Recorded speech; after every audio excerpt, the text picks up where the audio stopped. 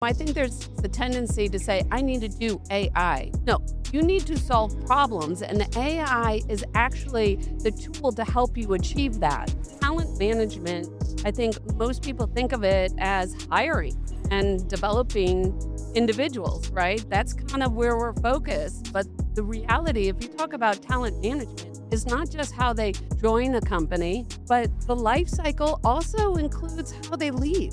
It's really for an organization, their culture, in my opinion, is how they treat employees during the tough times.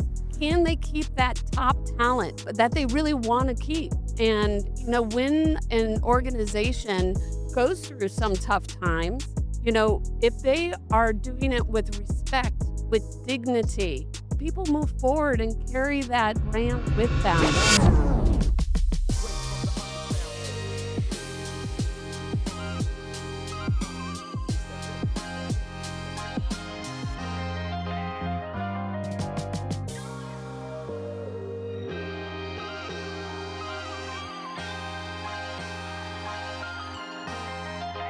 This is William Tincup. Sarah, how are you doing today? Wonderful. Thank you for having me. And thank you for reminding me of when we met and when we talked. I can't believe it's been, what, 5 years. 5 years? Yes, from Sherm Annual, so 5 years from the summer. Let's do a little introduction. So tell us a little bit about yourself. So Sarah Rodehorst, CEO and co-founder of Upwards HR. Really spent my career in HR tech. Had an education in an odd combination of psychology and computer science.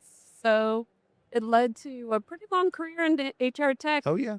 You just go from one to the other, to the other, I love it. But same, but different for me. Been doing it for a long time, but it's cool to kind of see the new innovations every year. It just keeps changing. And evolving. It's one of those things, like one of the first organizations I went with was Connecture, and it did Medicare.gov, runs that today. Then ADP, the health compliance, HR tech changes with the regulations as well as with the technology. It's just one of those areas where both evolve at rapid paces. 100%. All right, let's do this. Let's start with some basics. Talent management. We've been in this field long enough to hear that phrase. Yep. What does that mean to you today? Well, it's interesting because talent management, I think most people think of it as hiring and developing individuals, right? That's kind of where we're focused. But the reality, if you talk about talent management, is not just how they join a company, Right. but the life cycle also includes how they leave. Right. Oh, good call. Offboarding, alumni, whatever you want to call it these days. Right, exactly. And the reality is that companies so often ignore that part of the life cycle, but it's so important to get right. Well, it's as important as getting recruiting right. Yeah. Because how they leave is how they're treated as they leave. Again, impacts the employer brand, impacts, if they boomerang, how they refer people, all that kind of stuff. Well, exactly. I really believe that, it's really easy to get culture right Right. in the good times. Yes. Good call. Yes. It's really for an organization, their culture, in my opinion, is how they treat employees during the tough times. 100%. I couldn't agree more, especially as they leave. As it's if you're churning, or your turnover is people that you needed to turn over, okay, that's one thing. Right. It's when the regrettable turnover happens. You wanted to keep them and they left. Exactly. We believe you're actually hitting on a point where we are pretty passionate about. That is like one of the key metrics that defines whether that organization is successful, right? Can they keep that top talent that they really want to keep? And when an organization goes through some tough times, if they are doing it with respect, with dignity, people move forward and carry that brand with them. But when it goes south, that's when people are like, do you know what? That could be me next.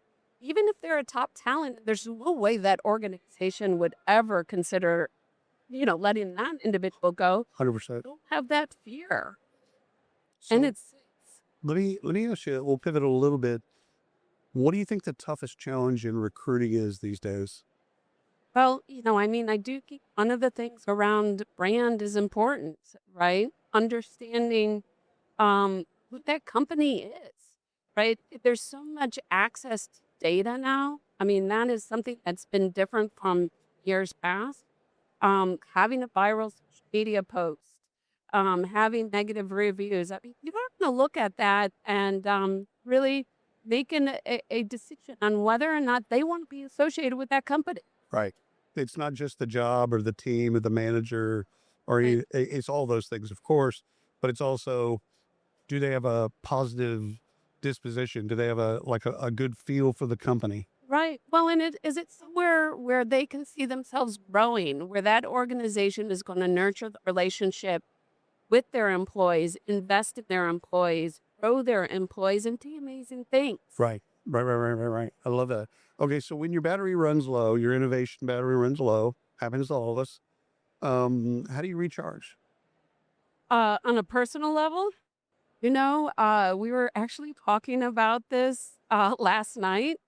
And there was some debate. Like, I actually consider myself a little bit of an introvert, Me too. and others see me as an extrovert. Me too. And I'm like, I kind of call myself a social introvert. I am very comfortable in social situations, but when I recharge, I go for a long walk.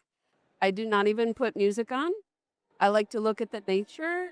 I have 2 dogs. I actually spend about a good hour a day walking them between morning and night. And it's kind of my Zen moment. So Harvard did a study. You'll have to look it up to test me on it, but 30 minutes outside is better than doing crosswords and Sudoku for your memory. Oh, you're kidding. Not kidding. Just Well, walking. thank goodness. See, you're going to be alive All forever. right. I Your love it. memory's going to be with you.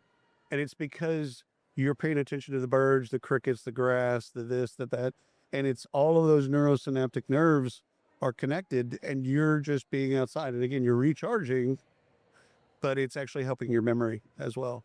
You just made my day So because that is literally where I spend a lot of my time. you're doing it right. All You right. didn't even know, but Well, now you know. here's a fun fact about me. My grandmother's 108 and lives on her own. Oh, well, you got some good genes. You got some good things So, going for you right here. good habits here. Fingers crossed. My grandfather on my dad's side lived to 98, and he shot a shot of whiskey and a shot of honey every morning Hey, for there like you go. 60 years. That is, So I'm not advising, by the way, well, this is not giving personal advice to anyone for either of those things. However, you good do what genes. works.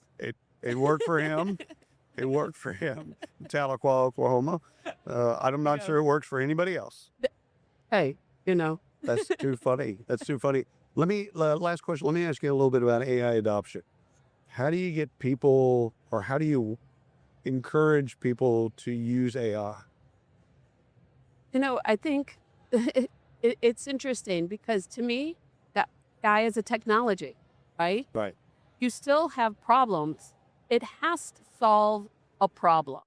So it is looking at what are the problems where AI can be the solution Right. and leaning in. So not just Versus- AI for AI's sake. Exactly. Just, I think there's the tendency to say, I need to do AI.